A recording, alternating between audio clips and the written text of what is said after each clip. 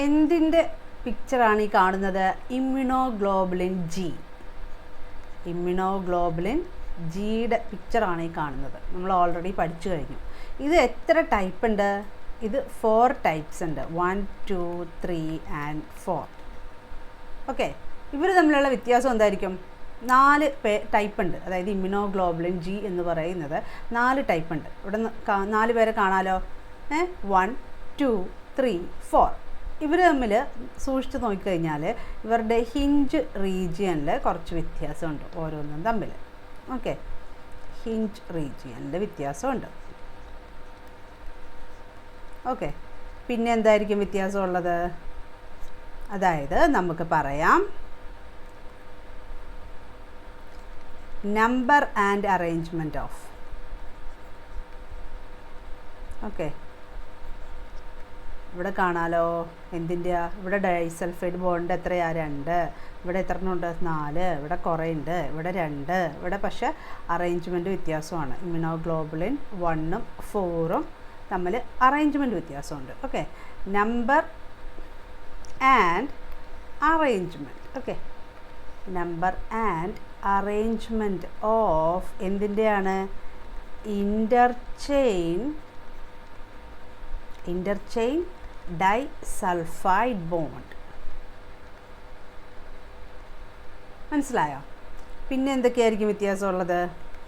Heavy chain composition. Okay, heavy chain composition അതായത് നമ്മൾ 1, 2, 3, 4 നമ്മൾ ഹെവി ചെയിനിലെ കോൺസ്റ്റൻറ്റ് റീജിയൻ 1, 2, 3, 4 ഉണ്ട്, ചിലതിൽ 3 ഉണ്ട്, അങ്ങനെയുള്ള വേരിയേഷനൊക്കെ വരുന്നുണ്ട്. ഇത് 3ആണ് ഇവർ 4ആയിട്ട് നമ്മൾ തരംതിരിക്കാനുള്ള കാരണം. പിന്നെ ഇവരുടെ ഫങ്ഷനും വ്യത്യാസം. ഈ 4 പേരുടെയും ഫങ്ഷനും കുറേയൊക്കെ വ്യത്യാസമുണ്ട്. അത് നമുക്ക് പഠിക്കാം. ഈ 1, ഓക്കെ, ഫസ്റ്റ് ആൾ 1ഉം അതുപോലെ തന്നെ 3യും ഉണ്ടല്ലോ. ഇവർക്ക് ഒരു നമ്മൾ പറഞ്ഞു ഫാബ് ഉണ്ട്, അതുപോലെ തന്നെ FC റീജിയൻ ഉണ്ട് അല്ലേ? ഇതാണ് ഫാബ്. ടെയിൽ എൻ്റെ ആണ് നമ്മൾ എന്ത് പറയണത്? FC region. ഓക്കെ, അപ്പോൾ ഇവരുടെ FC റീജിയൻ ഉണ്ടല്ലോ, അതായത് നമ്മുടെ ഇമ്മ്യൂണോഗ്ലോബുലിൻ 1ൻ്റെയും 3ൻ്റെയും FC റീജിയൻ, അതായത് അവരുടെ ടെയിൽ റീജിയൻ. ഓക്കെ, എവിടെ പോയി ബൈൻഡ് ചെയ്യും? FC receptors. Okay, FC receptors എവിടെയാണുള്ളത്? നമ്മുടെ ന്യൂട്രോഫിൽ, മാക്രോഫേജ്, അതുപോലെ തന്നെ നമ്മുടെ NK സെൽസിലൊക്കെ എന്തുണ്ട്? ഈ FC റിസപ്റ്റർ ഉണ്ട്. അപ്പോൾ ആൻറ്റിബോഡിയുടെ ഫങ്ഷൻ എന്താണ്? ഇവർ ആൻറ്റിജനെ ഡിറ്റക്റ്റ് ചെയ്ത് പിടിച്ചു അല്ലേ?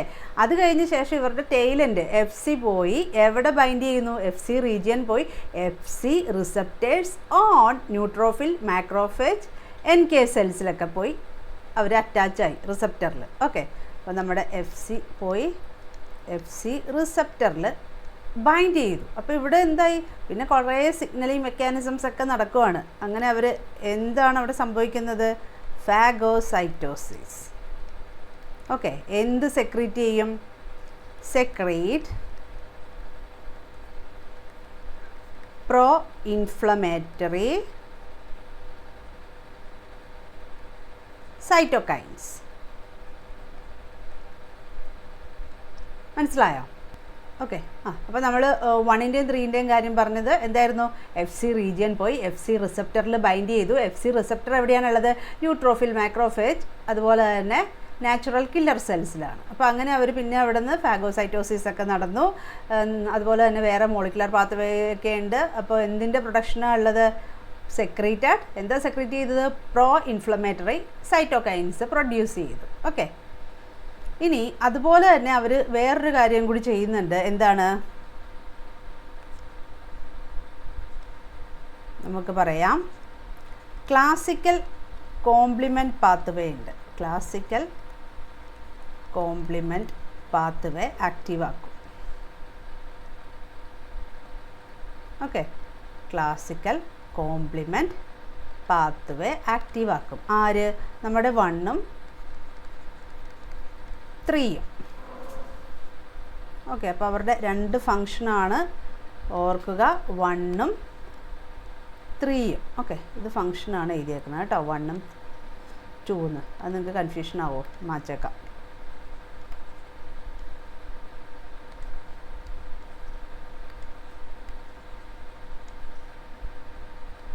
ഓക്കെ, നമുക്ക് പറയാം ഇമ്മ്യൂണോഗ്ലോബുലിൻ ജിയുടെ 2 വർക്കുകളാണ് ഈ കൊടുത്തേക്കുന്നത്. ഓക്കെ, അപ്പോൾ 2-3 രീതിയിലാണ്. ഇപ്പോൾ ഇവിടെ എന്തൊക്കെയാണ് നടക്കുന്നത്? ഒപ്സോണൈസേഷൻ നടക്കുന്നുണ്ട്, അതുപോലെ തന്നെ ഫാഗോസൈറ്റോസിസ് നടക്കുന്നുണ്ട്. ഒപ്സോണൈസേഷൻ അറിയാലോ, ഫാഗോസൈറ്റോസിസിന് വേണ്ടി ഒരുക്കി വിടുന്നു അല്ലേ, ഇവിടെ കോംപ്ലിമെൻറ്റ് പാത്വേ ഒക്കെ ഉണ്ട്. ഇനി അടുത്ത ആളുകൾ, നമ്മളിപ്പോൾ 1ഉം 3യും പഠിച്ചു. അടുത്തതാരാണ്? 2, ഇമ്മ്യൂണോഗ്ലോബുലിൻ G2. 2ൻ്റെ ഫങ്ഷൻ എന്താണ്? ഒപ്സോണിക്കാണ്. ഓക്കെ, അപ്പോൾ develop in response to toxins. ഇനി ഇമ്മ്യൂണോഗ്ലോബുലിൻ G4ൻ്റെ എന്തായിരിക്കും? ഇത് സ്കിൻ സെൻസിറ്റൈസിങ് ആൻറ്റിബോഡിയാണ്. ഓക്കെ, അപ്പോൾ ഇവർ എന്തൊക്കെ പ്രശ്നങ്ങളായിരിക്കും ഉണ്ടാക്കുന്നത്? ബൈൻഡ് ടു സ്കിൻ സെൻസിറ്റൈസിങ് അല്ലേ, അപ്പോൾ ആരൊക്കെയായിട്ടായിരിക്കും ബൈൻഡ് ചെയ്യണത്? ഹിസ്റ്റമിൻ റിലീസ് ചെയ്യണം. ഓക്കെ, അപ്പോൾ നമ്മുടെ ആരൊക്കെയുള്ളത്? മാസ്റ്റ് സെൽസും ബേസോഫിൽസിലൊക്കെ പോയി ബൈൻഡ് ചെയ്യും അല്ലേ, അങ്ങനെ ഹിസ്റ്റമിനൊക്കെ റിലീസ് ചെയ്ത് പ്രശ്നം ഉണ്ടാക്കും. അപ്പോൾ ഈ ഇമ്മ്യൂണോഗ്ലോബുലിൻ G4ൻ്റെ കാര്യം തന്നെ ഓർത്താൽ മതി. നമ്മുടെ ഇമ്മ്യൂണോഗ്ലോബുലിൻ G ഏതിൽ ഇൻവോൾവ് ആണ്?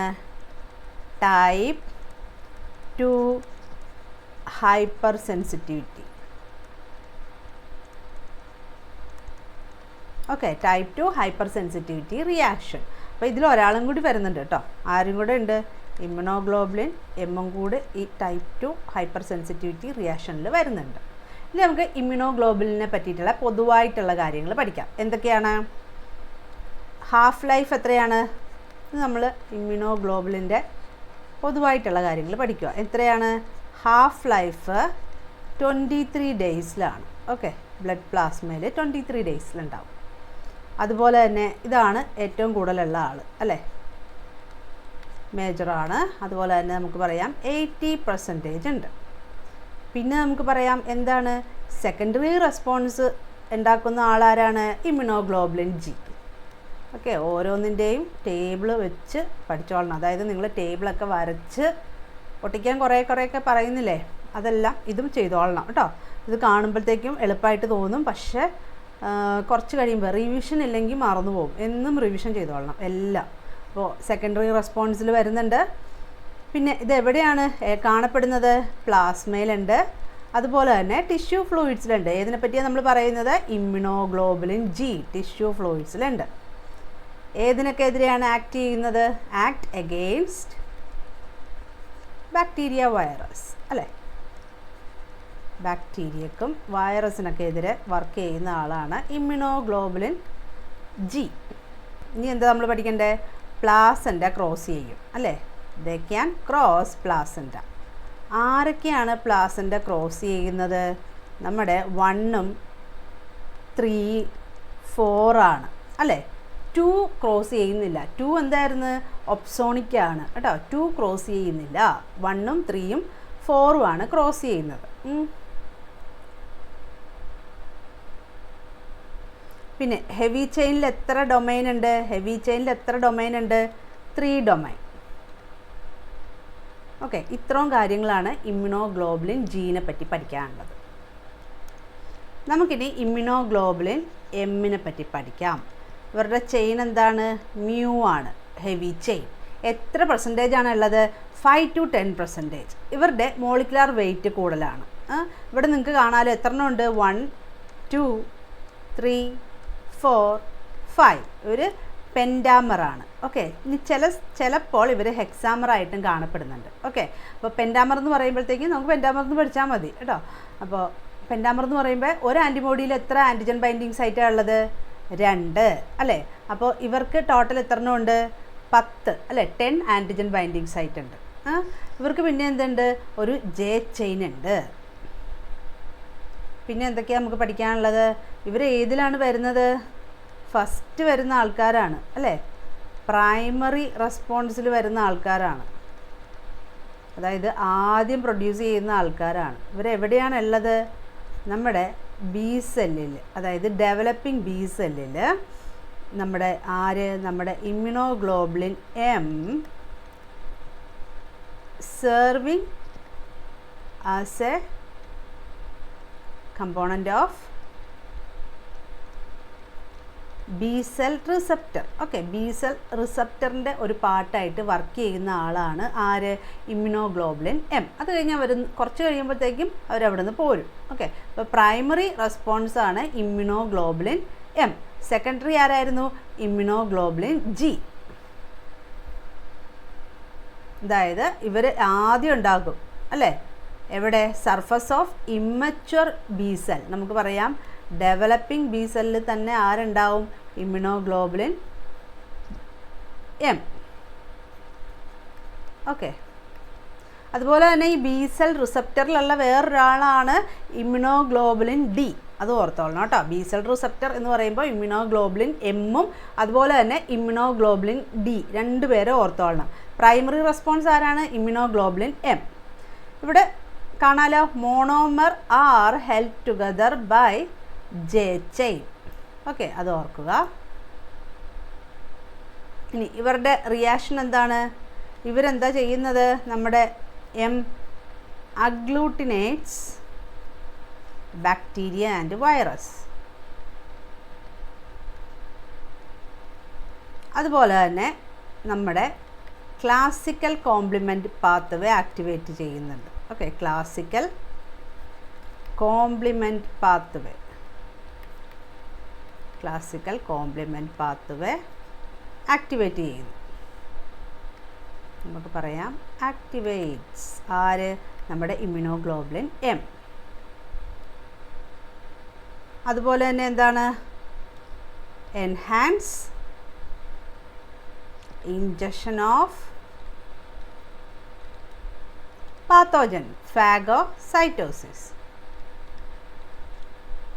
ഇനി നമ്മുടെ IgM bind to macrophage. Okay, bind to macrophage. ആറിലാണ് പോയി ബൈൻഡ് ചെയ്യുന്നത്? മാക്രോഫേജിലാണ് ബൈൻഡ് ചെയ്യുന്നത്. ഇവരുടെ ഹെവി ചെയിനിൽ എത്ര എണ്ണം ഉണ്ട്? 4 എണ്ണം ഉണ്ട്. ഓക്കെ, ഹെവി ചെയിൻ ഇവിടെ കാണാമല്ലോ. കോൺസ്റ്റൻറ്റ് റീജിയൻ, ഹെവി ചെയിനിലെ കോൺസ്റ്റൻറ്റ് റീജിയൻ 1, 2, 3, 4. ഇമ്മ്യൂണോഗ്ലോബുലിൻ ജിയിൽ 3 ആയിരുന്നു. നമ്മുടെ ഇമ്മ്യൂണോഗ്ലോബുലിൻ എമ്മിൽ 4 ഉണ്ട്. ഇത്രയാണ് നമ്മുടെ ഇമ്മ്യൂണോഗ്ലോബുലിൻ എമ്മിൻ്റെ കാര്യങ്ങൾ പഠിക്കാനുള്ളത്.